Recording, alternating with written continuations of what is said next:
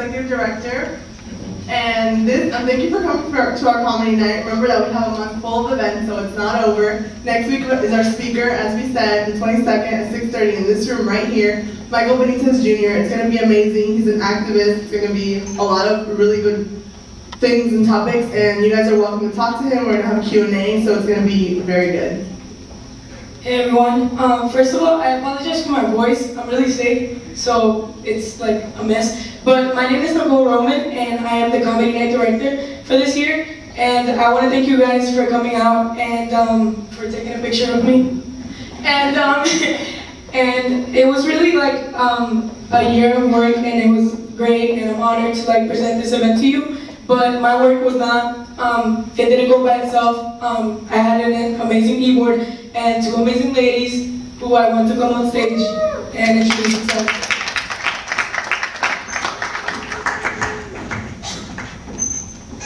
Hello everyone, my name is Jasenia Williams and I'm one of the assistant directors for Hispanic Heritage Month. Thank you for coming out. Hey everyone, I'm Christina Corral, also one of the assistant directors for tonight. I wanted to say I hope you have an awesome time and thank you for coming. Along with my assistant directors, we have an amazing duo, our master and mistress of ceremony. So can they come up stage, please?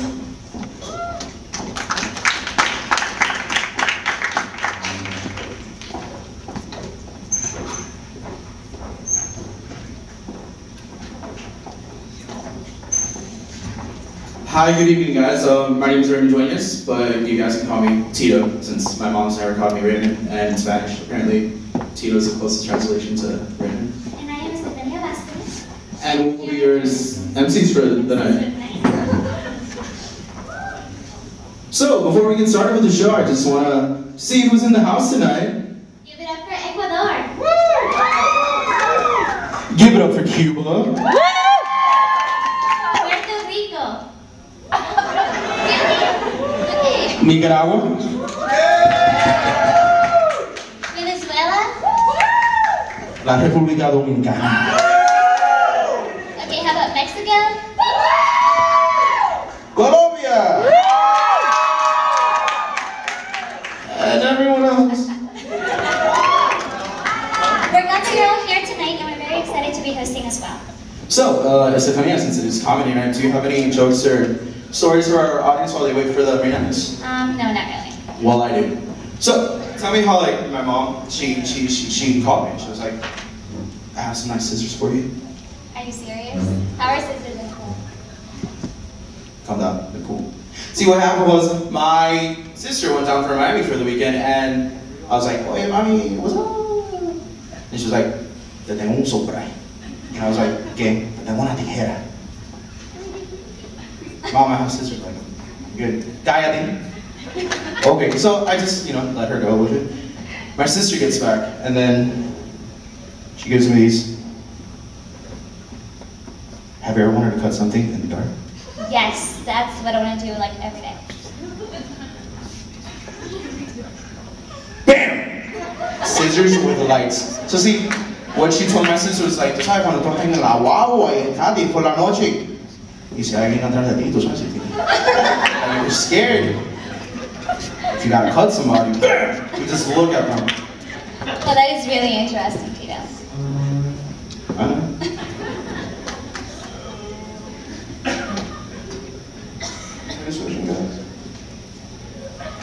Oh, so before we get started with the evening, we just want to show you guys a video about our philanthropy. So, hit the video.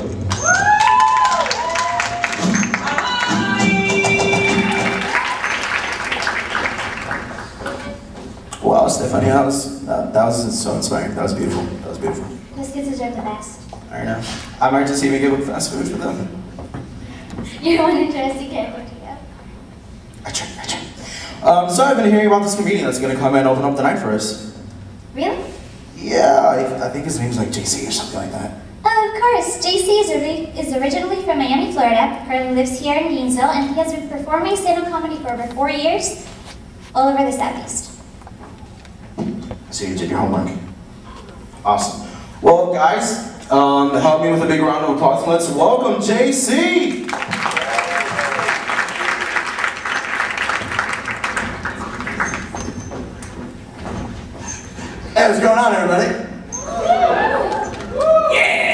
excited, right? A little bit. Alright. Yeah, I'm excited too. I'm excited. I recently turned 25 years old, which is pretty cool. And on my birthday, my buddies got me a cake. And a stripper popped out of it. And I was like, is there a backup cake or are you guys just teasing me? Because I like strippers, but I love me some cake. Cake tasted awful. Tasted like glitter and hepatitis C. It gets worse. I hate when my desserts lie to me. Makes me angry, right? Like pound cake. There's not a pound of this shit. Banana splits. I'm not sharing this with anyone. Death by chocolate. I'm still here, motherfucker. What's up? As you can tell by those first couple of jokes, I'm gonna have trouble with the ladies as of late. I think it's because most ladies say that I'm like a ninja in the bedroom. Because I come before anyone knows I'm there. What was that? I don't know, some fat guy just jerked off on the pillows and jumped out the window.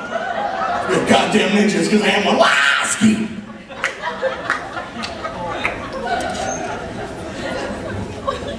I'm starting a revolution though, guys. From now on, when I get an erection in public, I'm not hiding it anymore. That's right. I'm walking around like it's no big deal.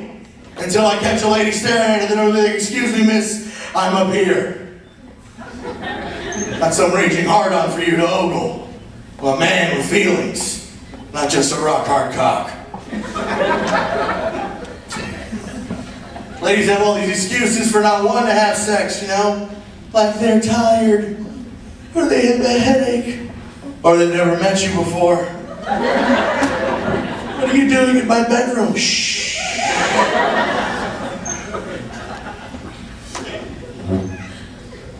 I can't stand this phrase. This phrase drives me up the wall. Someone must have really been looking out for him.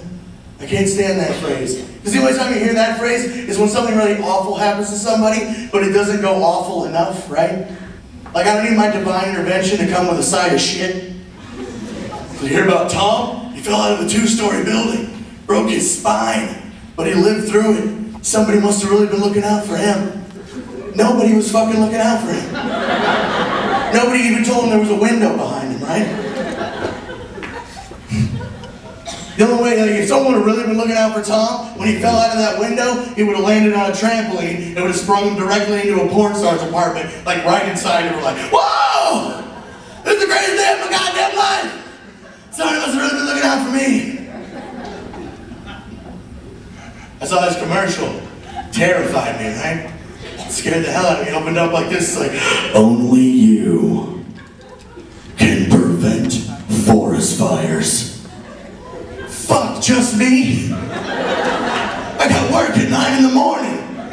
There's no goddamn time. Saw another commercial, right? It shocked me. It was for Maury, right? It came on, there was like an announcement thing. It was like, today on Maury, we're going to test to see if Paul is the father of 7 different children from 4 different mothers. Paul is breaking the record for the number of children being tested for one man. And then it cut to a shot of Paul backstage where he looked directly into the camera and said, sometimes records are meant to be broken. No, they're not, you idiot. I got a pretty severe drinking problem. Yeah, it's pretty cool though. I was actually drinking with some friends, hanging out in my apartment, we're taking shots of tequila, getting a little crazy, right? Having a good time. And I'm like, hey guys, let's not just sit here and drink, right? Let's go do something, right? Let's go have some fun. Let's get out there. My buddy, you know, I asked him a very logical question. I'm like, hey, who's sober enough to drive? One of my buddies looks me dead in the eyes, grabs the keys off the kitchen table and goes, whoa! Let's do it! Let's not, dude. Let's never do that. Whenever anyone starts their sentence with the word, whoa! Nothing good can come from it. Doctor, would you like to make the first incision? Whoa! Let's get this Get me out there, son of a bitch. I got a DUI in Disney World. There I was, driving down the sidewalk, minding my own business. Here comes this cop pulling me even further over, right? He's got an attitude right off the top. He's like, son, I need to see your license and registration, please. I'm like, really? You need to see my license and registration when you got like 6 witches running crazy in these goddamn parks? You know who I saw at the Magic Kingdom today, dude? Jafar, that's right, he's loose. Signing autographs, rubbing that shit in your face. It's like, son, those characters are fictional. And by the way, my brother plays Jafar at the Magic Kingdom. Well, it seems like it's a small world after all, douchebag. So don't make jokes. Jokes? You want jokes? You want to go? You want to go on the Tower of Terror? Because I'll spin that teacup, Mad Hatter. I'll show you thunder and mountain. Don't be a Dumbo, because after that's Never Neverland, Tinkerbell. Just call me Captain Hook, because I'll start this country bear jamboree. So you best watch your mouth on this jungle cruise, or you might just end up in the Haunted Mansion. He tased the shit out of me. And it's funny that I mentioned bears, because the song you hear while you're getting tased, this one, it's the Bare Necessities. Took me to Disney jail. Worst part about Disney jail is the only way out is through a fucking gift shop. I got to buy my mugshot, so they're like this. Woo! Not so much, that's cool.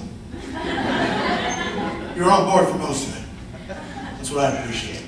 I don't know. I think about this. I think guys, when they drink, give them a round of applause if you agree with this. When guys drink, they get kind of aggressive, right? A little bit. Can you agree with that?